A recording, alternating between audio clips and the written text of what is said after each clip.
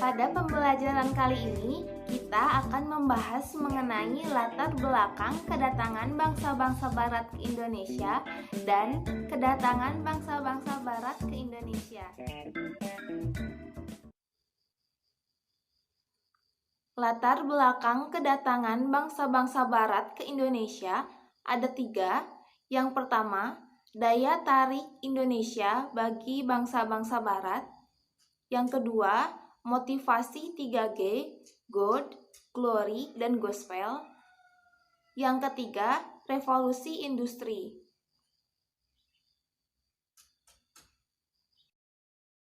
Daya tarik Indonesia bagi bangsa-bangsa Barat. Indonesia yang berada di wilayah tropis dengan tanahnya yang subur memiliki kekayaan alam yang sangat melimpah. Salah satu kekayaan alamnya yaitu rempah-rempah. Rempah-rempah menjadi daya tarik kedatangan bangsa-bangsa Barat ke Indonesia. Karena bangsa Barat sangat membutuhkan rempah-rempah, sementara persediaan di Eropa sangat terbatas. Rempah-rempah bagi Eropa digunakan untuk menguatkan makanan, bumbu masakan, dan obat-obatan.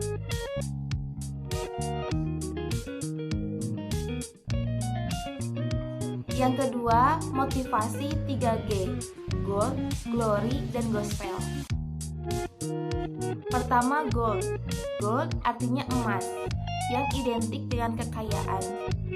Semboyan ini menggambarkan bahwa tujuan bangsa-bangsa Barat datang ke Indonesia yaitu untuk mencari kekayaan. Itulah yang membuat bangsa-bangsa Barat melakukan ekspedisi dan penjajahan. Kedua, Glory. Glory bermakna kejayaan bangsa. Dan yang ketiga, Gospel. Gospel ini adalah keinginan bangsa Barat untuk menyebarluaskan atau mengajarkan agama Nasrani, khususnya agama Kristen, ke bangsa-bangsa Asia, Afrika, dan Amerika Selatan. Revolusi industri. Revolusi industri merupakan salah satu pendorong imperialisme modern.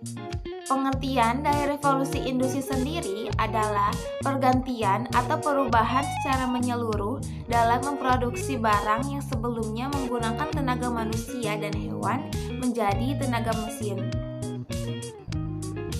Salah satu pengaruh revolusi industri yang sangat terasa adalah dalam kegiatan transportasi, di mana penemuan mesin uap yang dapat dijadikan mesin pergerak perahu merupakan teknologi baru pada masa itu.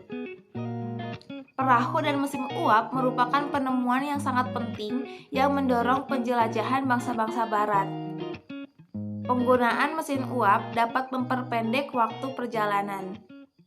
Selain penemuan mesin uap, revolusi industri juga menemukan kompas, mesin pemintai, dan sebagainya. Penemuan-penemuan itulah memicu bangsa-bangsa Barat untuk melakukan berbagai petualangan.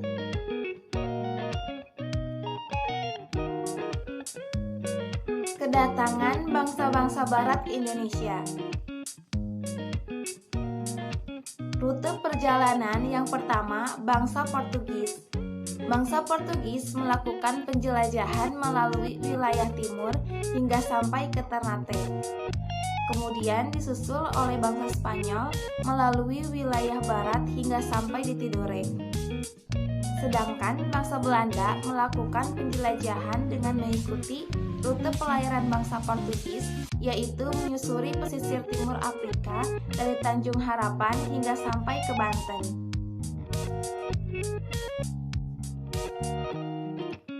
Pertama, kedatangan bangsa Portugis. Perjalanan bangsa Portugis mencari sumber rempah-rempah diawali dari kota Lisbon, Portugis. Pada tahun 1486, Bartolomeu Dias melakukan pelayaran pertamanya menyusuri pantai barat Afrika. Ia bermaksud melakukan pelayaran ke India, namun pada akhirnya ia gagal.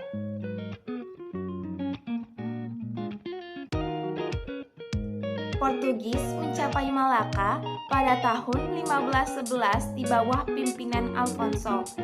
Ia berhasil menguasai Malaka dan Myanmar. Selanjutnya, Portugis menjalin hubungan dagang dengan Maluku. Pada tahun 1517, bangsa Portugis telah berhasil sampai di bawah pimpinan Antonio de Abreu dan Francisco Sarao.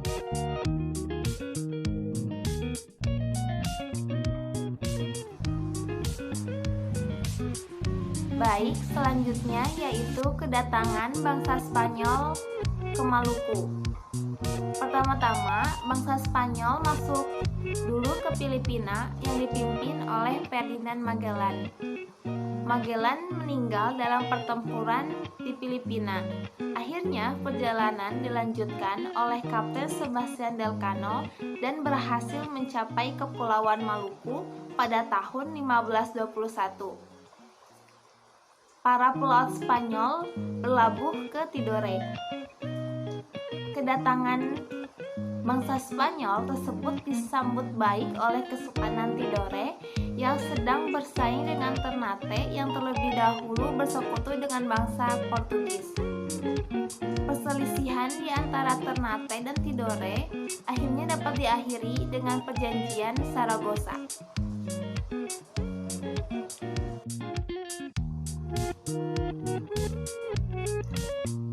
Bangsa Inggris. Persekutuan Dagang EIC atau East Indian Company sebagai gabungan dari para penguasa Inggris. Walaupun Inggris tiba di Nusantara, namun pengaruhnya tidak terlalu banyak seperti halnya Belanda karena disebabkan EIC terdesak oleh Belanda sehingga Inggris menyingkir ke India atau Asia Selatan dan Asia Timur.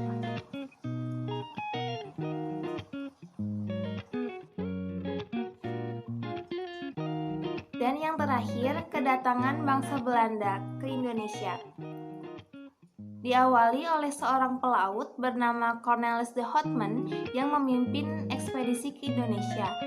Pada tahun 1595, armada mengarungi ujung selatan Afrika, selanjutnya terus menuju ke arah timur melewati Samudra Hindia.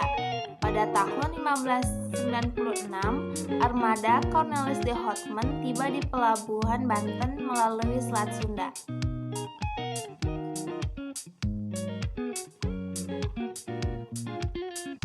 Kedatangan Cornelis de Houtman di Indonesia kemudian disusul ekspedisi-ekspedisi lainnya. Dengan banyaknya pedagang Belanda di Indonesia, maka muncullah persaingan di antara mereka sendiri. Untuk mencegah persaingan tidak sehat, maka pada tahun 1602 didirikan VOC. VOC merupakan penggabungan dari beberapa perusahaan dagang Belanda.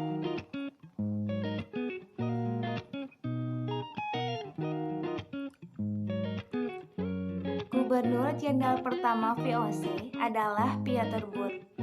Ia mendirikan pusat perdagangan VOC di Ambon, Maluku. Namun, kemudian pusat dagang dipindahkan ke Jayakarta atau Jakarta karena VOC memandang bahwa Jawa lebih strategis sebagai lalu lintas perdagangan.